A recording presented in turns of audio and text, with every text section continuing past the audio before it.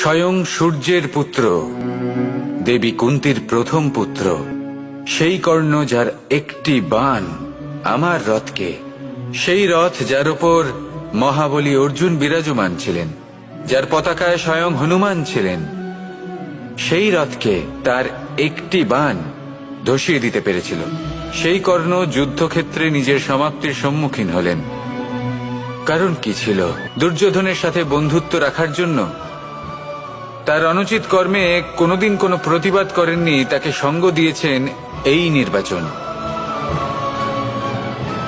যখন দ্রৌপদীর বস্ত্রহরণ হচ্ছিল,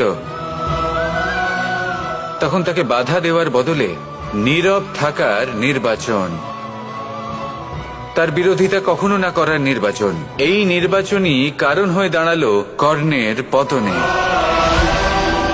এই সংসারে সবার উপকার আপনি স্বীকার করতে পারেন, তাকে সম্মানও করতে পারেন, কিন্তু তার সামনে এতটাও নত হবেন না যে নিজের অন্তর্মনের কথাটা আপনি শুনতে না পান। নির্বাচন যদি ধর্মসঙ্গত হয় তবেই তা শুভ হয়।